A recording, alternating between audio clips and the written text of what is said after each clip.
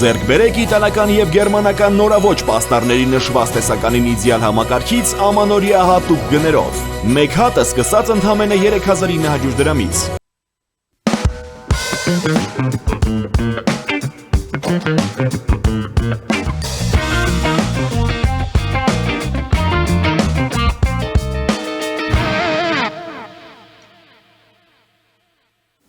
Բարև ձեզ, առաջին լրատվականի եթերում փոդքասթի մեր ձևաչափն է, խոսելու ենք մի յուրահատուկ թեմայից՝ հեքիաթներից։ Հեքիաթները զուտ հեքիաթներ չեն, որպես խոշոր հաշվով դա առաջին այն դասագիրքն է, այն մեթոդն է, որով երեխաները ճանաչում են չարն ու բարին, լավը, վատ, այդ խտացված իմաստությունն է, որը տարիներ շարունակ հասարակությունները, ժողովուրդները կուտակում են ու հեքիաթների միջոցով փոխանցում են երիտասարդ սերնդին։ Իսկ ինչ են կարդում այսօր երիտասարդները, երեխաները, թվային նոր սերնդի երեխաները, ինչ այդ վիզուալ աղմուկի մեջ, ինչպես են կարողանում հեքիաթագիրները մատուցել հեքիաթները երիտասարդ սերնդին երեխաներին։ Այս թեմաների շուրջ կզրուցենք հեքիաթագիր Էլֆիկ Զոհրաբյանի հետ։ Բարև ձեզ, շնորհակալություն, որ եկաք մեր տաղավար, շատ հետաքրքիր տեսք ունեք։ Դեպ սա հատուկ իմիջ է հեքիաթագիրի համար, թե ուղղակի ձեր։ Շնորհակալ եմ։ Չգիտեմ, կարևորը դու անկեղծ լինես ինքդ քեզ հետ եւ ինչ քեզ դուր է գալիս եւ իհարկե սազում է, դա պիտի կրես։ Սազում է։ Շնորհակալ եմ շատ։ Ինչ հեքիաթներ են կարդում թվային սերնդի երեխաները։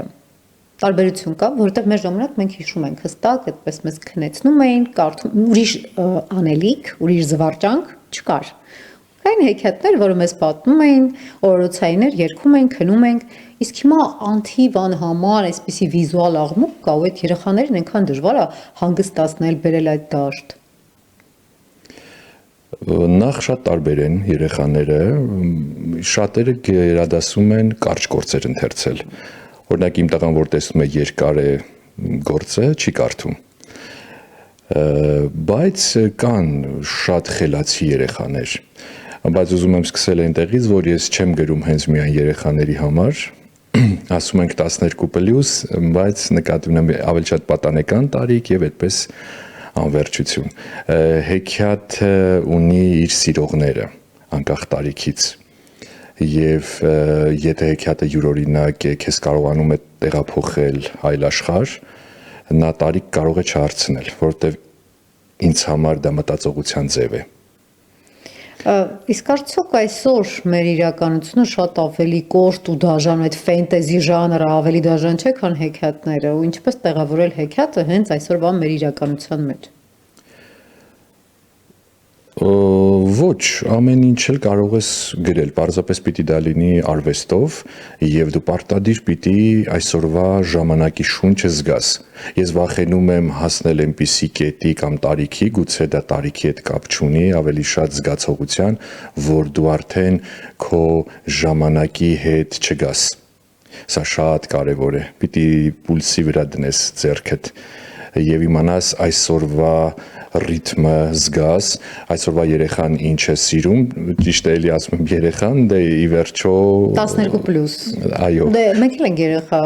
Հա, այո, մենք միշտ երեխա ենք, բայց այսօր ավելի ազատ է եւ մի նուրբ բան կա,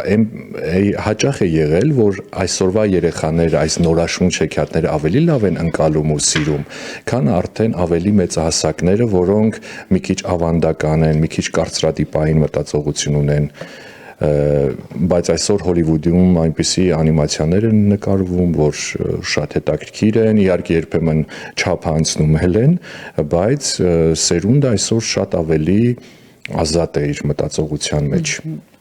Ես այդ թերթում եմ ձեր նոր գիրք, շնորհակալություն նվերի համար, փետրվարի 30, սա։ Իդեպ ես ոչ մեկին չեմ նվիրում, սա խիստ բացառություն է, որովհետև ես կողմ եմ, որ գրքի մշակույթը, գիրք գնելու մշակույթը Հայաստանում լինի, կայանա։ Շատ կարևոր է, իհարկե, ու փետրվարի 30 է կոչվում ձեր նոր գիրքը, Բյուրեղապակե մարդուց հետո 8 տարի անց դուք թողարկեցիք, հրատարակեցիք նոր հեքիաթների գիրք, փետրվարի 30, ու եթե չեմ սխալվում, 8 հեքիաթ է այստեղ ներառված։ Սա խորհրդանշական թիվ է, այդ 8 տարիների ձեր խտացումն է, տարին մի հեքիաթ ինչ-որ մի թեմայով։ Չէ, հատուկ այդպես պլանավորում չի եղել։ Պարզապես համընկել է։ Իհարկե այն միջումը մեծ է 8 տարին, բայց եթե ամեն գործը ունենա իր գեղարվեստական արժանինքները եւ լինի ուժեղ, արդարացվում է այդ մեծ պաուզան։ Հիմա մի փոքր քաղաքական շերտ է մտել հեքիաթների մեջ ըստ գրականագետների։ Ինչու՞։ Որովհետև դու այսօրվա մարդ ես։ Երբեմն այդտեղ կա ժամանակագրական շերտ։ Կարող են 100 տարի հետո սա կարդալ եւ այսօրվա մեր ժամանակի մասին կարծիք կազմել։ Որ շրջանն է ներառված, որ ասում եք կա ժամանակագրական շերտ, վերջին 5 տարին, 10 տարին, վերջին 17 թվականի նախորդ գիրքներ, դրանից հետո, այսինքն դու այսօրվա կյանքով ես ապրում, բայց հեքիաթագիրը պիտի կարողանա ընդհանրացնել այդ ամեն ինչ, դառնա համամարտկային, որտեղ սրանք կարող են կարդալ Ֆրանսիայում կամ Գերմանիայում եւ իրենց համար նույնպես լինի հոգեհարազատ։ Իհարկե կա ազգային շերտ։ Այնտեղ կա մի քանի գործ, որ հատուկ հայ ազգին է բնորոշ։ Օրինակ, երկու թագավոր մեկ երկրում։ Այդպիսի մի հեքիաթ կա, որտեղ որոշում են, որ երկու թագավոր պիտի լինի, ու մեկ գայի վրա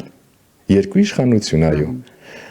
Եվ սկզբից իրար շատ այդպես քաղցր մեղցր խոսելով եւ այլն այդ թագավորները, բայց հետո մեկը հյուսիս է տանում, մեկը հարավ այդ ղեկավարման թելերը։ Ինչ հետաքրքիր քաղաքական հեքիաթներ են, իսկ ինչով է ավարտվում, որպես կանոն ասում են հեքիաթները Իհարկե չեմ ասի։ Դա կարդալուց հետո կպարզենք, հյուսիս է գնում, թե հարավ է գնում թագավորությունը։ Այո, հետո ուրիշ լուծումներ կան։ Մյուսը փետրվարի 30-ը հենց ըստ գրականագետների նույնպես ունի այդ շերտը։ 4000 չգիտեմ քանի թվականին օդում նստած գիտնականները հայտնաբերում են, բրիտանացի գիտնականները հայտնաբերում են, որ եղել է շատ դարեր առաջ եղել է փետրվարի 30, բայց ինչու է ջնջվել օրացույցներից, պատճառը։ Եվ դա էլ ունի իր քաղաքական շերտը, որը իհարկե նորից չեմ ասի։ Բայց այդ ջնջելու պահով թեև ես չեմ կարդացել, խոստանում եմ կարդալ անպայման ձեզ հետ կկիսվեմ իմ տպավորություններով, բայց առաջին հայացքից ես նմանություն զուգահեռներ եմ տանում Օրուելի այդ ջնջված հիշում ենք, չէ՞, որ կար նախարարություն, որը ջնջում էր հիշողությունները, որը ջնջում էր այդպիսի ամեն ինչ սրբագրում էր։ Այս շերտը եւս միտումնավոր կա, թե դա իմ ասոցիացիաներ են առանց կարդալու։ Չէ, կարող է զուգահեռներ կարող եք անցկացնել կամ գուցե լինեն, բացարձակ ուրիշ պատմություն է, ավելի շատ գահասիրության, գահին կարճած լինելու, գահի քաղցրությունն ու բերկրանքը այսպես ճակերտների մեջ վայելած մարդը, որը չի ուզում լքել իր աթոռը եւ ամեն գնով լեվելը չշարունակեմ ինչի։ Իսկ ժողովրդական իմաստությունը ինչ է ասում որպես կանոն, երբ այդպես գահից կարճում են, չեն ուզում լքել աթոռը։ Երբ որ պստիկ։ Ինչով է ավարտվում սովորաբար հեքիաթներում։ Երբ որ պստիկ եսը կուլ է տալիս մենք գաղափարին։ Մենք շատ ենք մեր պստիկ եսը այսպես կարևորում, արժևորում, բերում առաջին պլան եւ մոռանալով, որ ծառայություն է դա, ղեկավարելը ծառայություն է եւ դու պետք է քո անձից վեր կանգնես։ Դու պիտի ապրես ուրիշների համար, եթե դու որոշել ես եւ հանձն ես առել այդ շատ դժվարին գործը, այն էլ մեր ազգի, եթե շատ դժվար է հային ղեկավարելը։ Ես այսպես ճակերտների մեջ խղճում եմ մեր երբևէ հնուց միջև այսօր ովքեր որ ղեկավար են աշխատում, շատ դժվար է։ Ինչու՞։ Որովհետև հայը չի սիրում ղեկավարվել։ Հայը չի սիրում կարգ ու կանոն պահել։ Հայը սիրում է կամավորականության զգացում։ Անկամ բանակ տանելիս դու չպետք է ասես, որ դու պարտավոր ես ինչ բանը, պիտի կամավորականության այսպես մթնոլորտ ստեղծել։ Եվ դա այդպես ավելի ինքը ավելի իրեն լավ կզգա։ Իսկ թեև ասացիք, որ չեք սիրում գիրք նվիրել, չեք կարծում։ Ոչ թե չեմ սիրում, սիրում եմ նվիրել։ Գերադասում եք գրողի գիրքը պիտի գնեն, եթե լավ գիրք է։ Չեք մտածում, որ գուցե արժի ձեր հեքիաթների ժողովածուները նվիրել քաղաքական գործիչներին, հատկապես այս վերջինը, երբ այսպիսի վերջին ժամանակաշրջանի խտացված իրադարձությունները ավելի հեքիաթային տեսքով է մատուցվում։ Հիշում եմ Մխիթար Սեբաստացի կրթամալիր էին հրավիրել, իմիջայլոց շատ դպրոցներ են Հայաստանով մեկ հրավիրում, բեմադրում են հեքիաթները, քննարկումներ կազմակերպում, անգամ ուսուցիչների վերապատրաստման տեղում էին բյուրեղապակե մարդիկ քննարկել եւ այլն, շատ շնորհակալ եմ ուսուցիչներին, դպրոցների տնօրեններին, այնտեղ մի շատ իմաստուն ուսուցչուհի ասեց մեր այսինչ նախագահի առաջ պիտի այս ամոթի գույնը հեքիաթը դնել։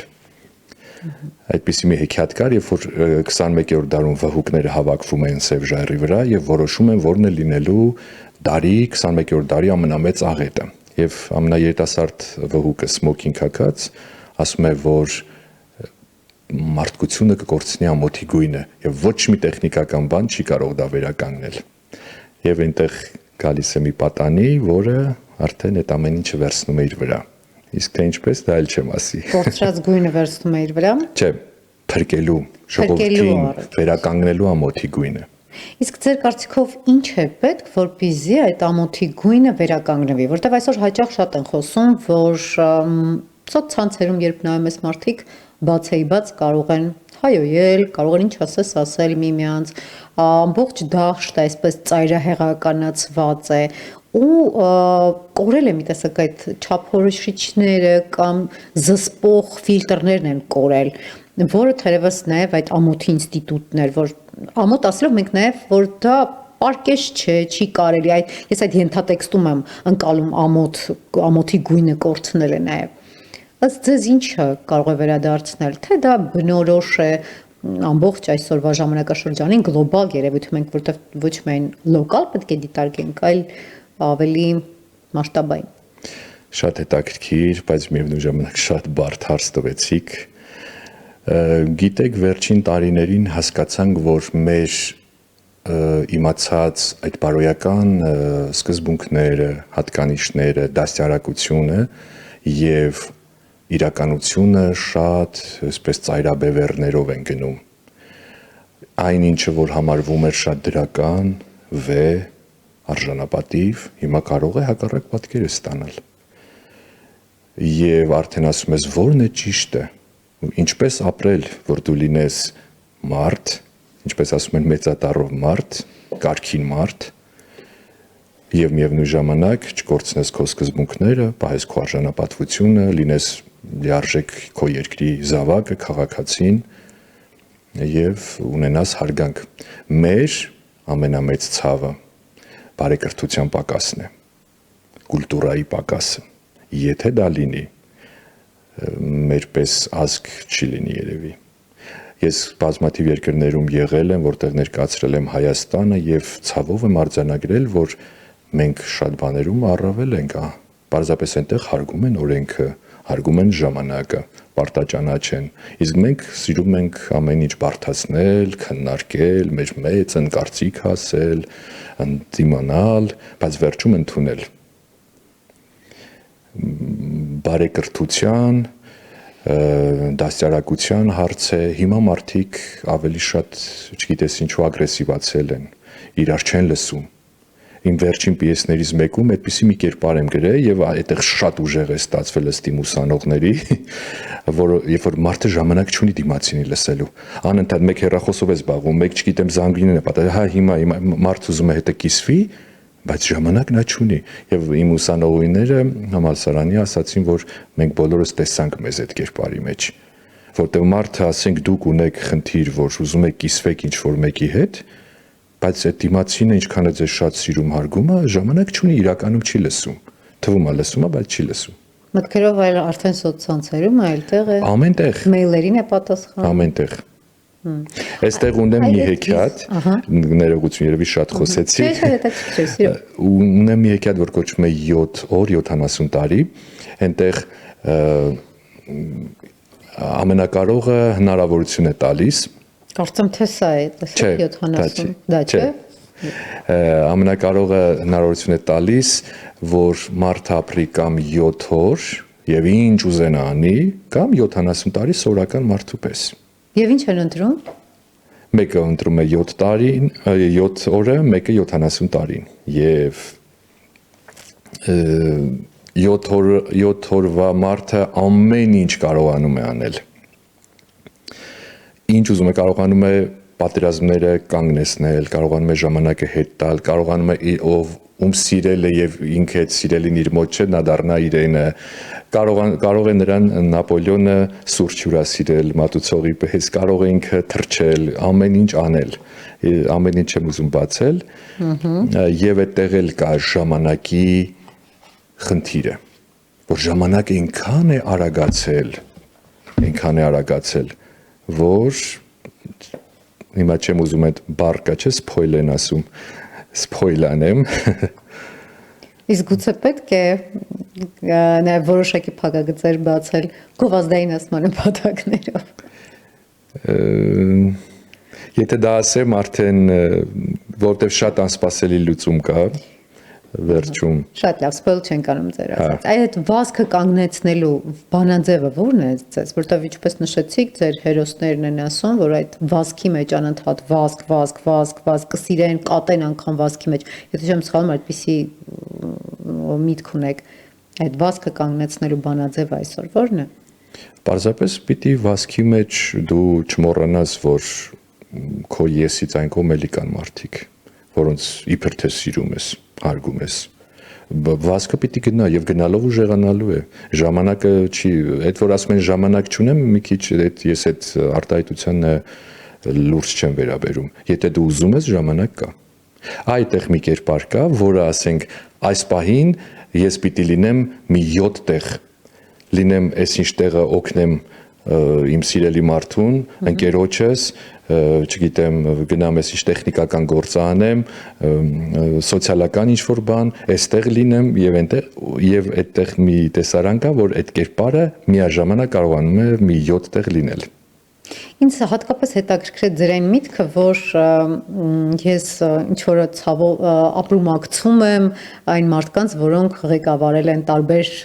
դարերի վեր Հայաստանը, բարդ է հայ ժողովրդին ղեկավարելը։ Իսկ ըստ ձեզ այսօր նոր մարտահրավերները, նոր ժամանակները ինչ նոր բարդություններ են ավելացնում ղեկավարման գործընթացին ու ղեկավարների ուսերին։ Սոցիալական ցանցերը կարող են դիտարկել։ Սոցիալականն էլ այո ունի, բայց այդ դրա դեմը կարելի է առնել ոչ ամբողջովին, բայց հնարավոր է մեզ համար ավելի գլոբալ է բնականաբար արտաքին թշնամիները եւ ներսի այն տեսակը, որը իր երկրի համար չի ցավում, այլ ավելի շատ իր աթոռի պաշտոնի համար է կռիվ տալիս եւ հավասարազոր թշնամիներ են Եվ նրանք եւ նրանք, եւ արտաքինը եւ ներքինը։ Մենք չպիտի մոռանանք, որ Նարեկացու Թումանյանի, Կոմիտասի, Արամ Խաչատրյանի իրենց ժառանգորդներն ենք։ Չարենցի մենք այդպիսի հզորներ ունենք, բայց մենք երբեմն մոռանում ենք, որով ենք մենք։ Իսկ հեքիաթները որքանով կարող են օգնել հենց այդ բոլոր գաղափարները վերադարձնել, որովհետև կա այսպիսի մի ընդ որում հрьяաներն են դա արել Իսրայելում շատ սկզբնական ձևավորման փուլում, երբ իրենք հավաքագրել էին բոլոր այն միֆերը, հեքիաթները, առասպելները, ասացվածքները, որոնք խանգարում են Իսրայելի ժողովրդին ազգին ուժեղանալ, որոնք իր զարգացման փուլում վնասակար են։ Ու դրանք հատուկ փոխարինվել են այլ կոդերով։ Ըստ ձեզ որոնք են այդ նույն հեքիաթները ձեր ոլորտից վերցնենք, որոնք խանգարում են, այսինքն նոր բարդույթներ, նոր կարծրատիպեր, նոր կոդեր են մշտապես թողում մեր գեներում, մեր արմատներում, մեր բանահյուսությունում, մեր մտածելակերպում։ Օրինակ Քաջնազարը։ Կամ այլ։ Որ հեքիաթներն են խանգարում։ Շատ լավ է գրված է։ Չէ, Թումանյանը ուրիշ կա։ Ենթադրյալ օրինակի համար եմ ասում։ Կան այդպիսի հեքիաթներ, միֆեր, որոնք խանգարում են մեր զարգացմանը ու նոր մարտահրավերներին մեր դիմակայելուն։ Ինչպես արեցին օրինակ Իսրայելում, հավաքագրեցին այդ բոլոր գույքագրեցին ու դրանք փոխարինեցին ավելի պոզիտիվ, զարգացնող, կարծրատիպերը կոտրող նոր բանահյուսությամբ, նոր ամեն ինչով։ Իհարկե նախ մենք պետք է կարողանանք նոր լավը ընդունել։ Մենք միշտ կողմենք հատկապես միջին եւ ավագ սերունդը, որ միշտ միայն մահացածներին, չգիտեմ, ավելի ովքեր որ չկան, նախ նրանց բերել առաջին պլան։ Դա երևի մենակ մեզ մոտ չէ, բայց այս նորը ընդունելու ինչպես մի ինչ-որ ավանդական անջրպետ կա,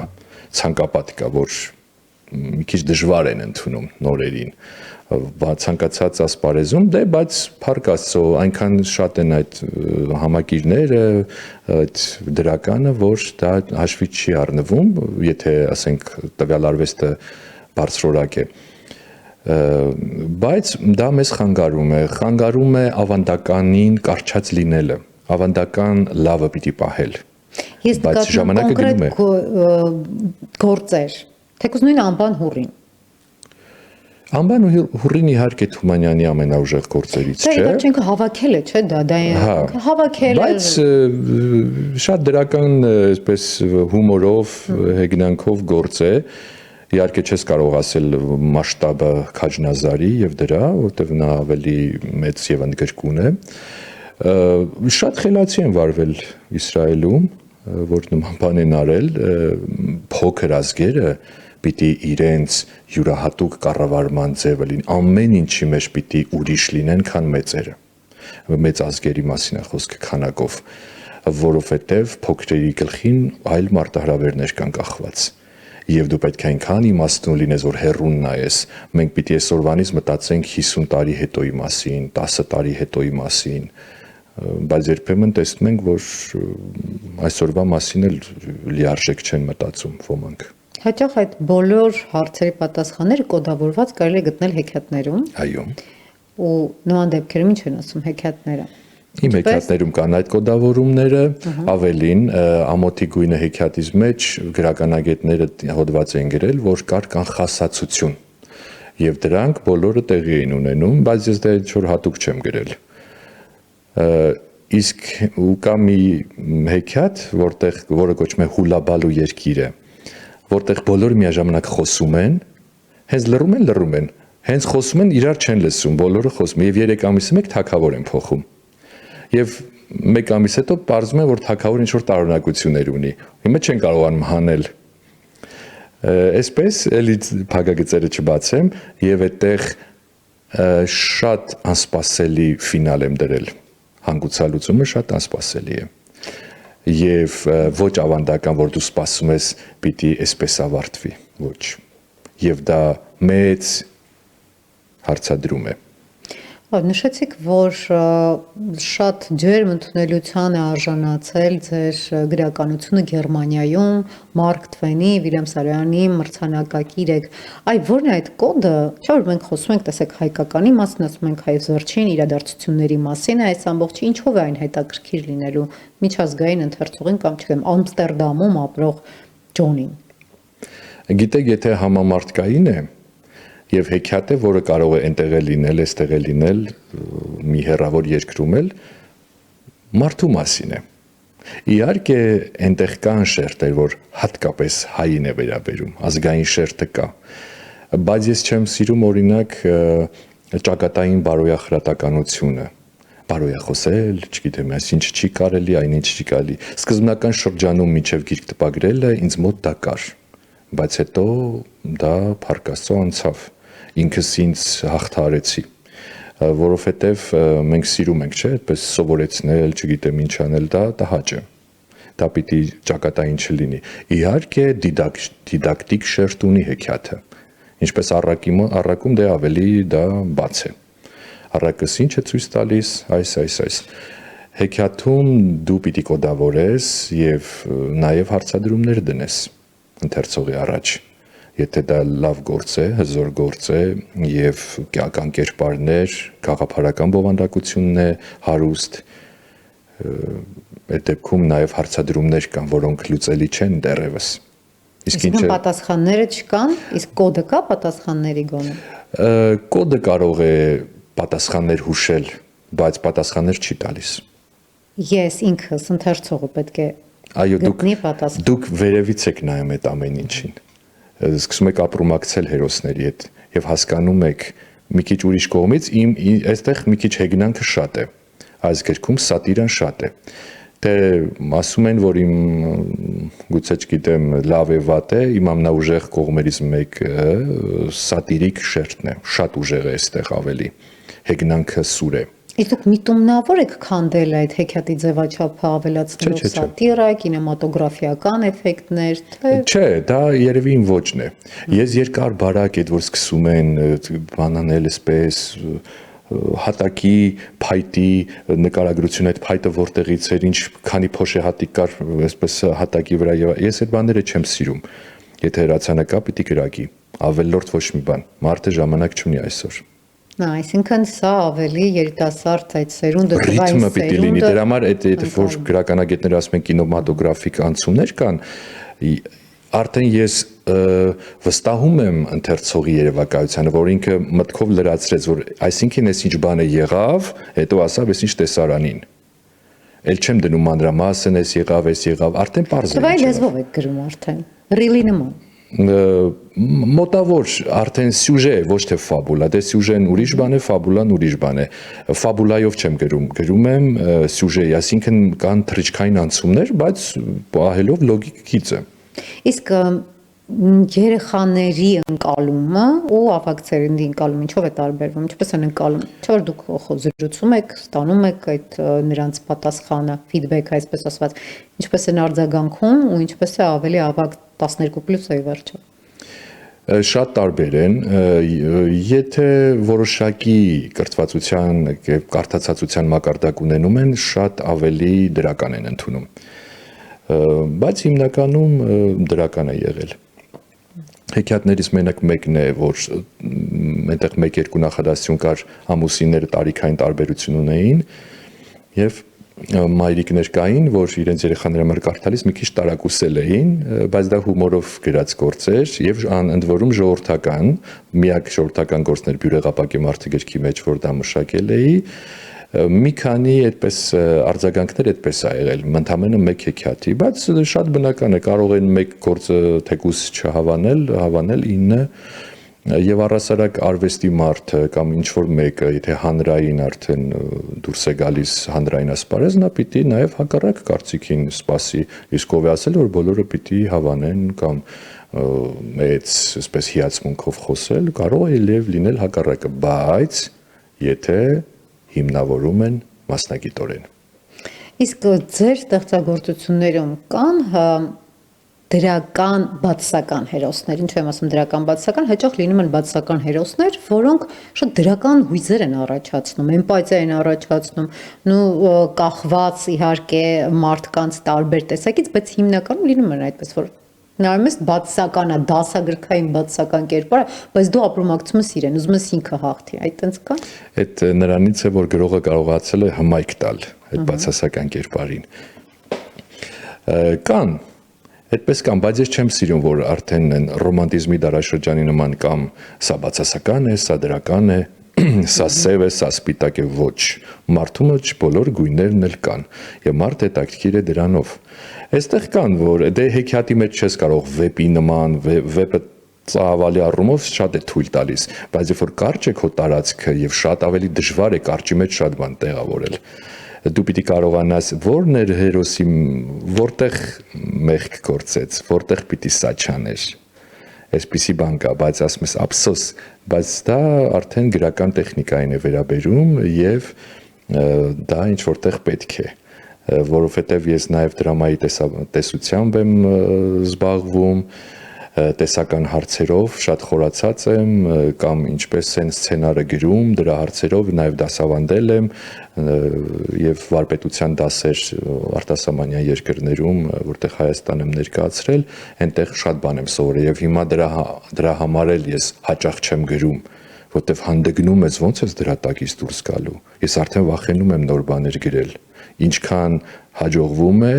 այնքան ավելի եմ վախենում։ Նույնը կարող է դերասանի համար բեմը, ինչքան խորանում է, այնքան ավելի է հանդգնում, ոնց եմ համարձակվել բեմ բարձրանալ եւ 400-500 հոգու առաջ խաղալ։ Նույնն է այստեղ հեքիաթները, որոնք շատ բարդ են եւ այսօրվա շունչը դու պիտի բերես։ Բայց նաեւ պիտի այնպես լինի, որ դրանք համամարտկային եւ համաժամանակյա լինեն։ Այսինքն, եթե քանի որ այսօրվա շունչը վերջին մի քանի ժամանակաշրջանի այստեղ խտացված է հեքիաթի տեսքով, թե այս գիրքը տանք երիտասարդ 11 տարեկան, 12 տարեկան երեխաներին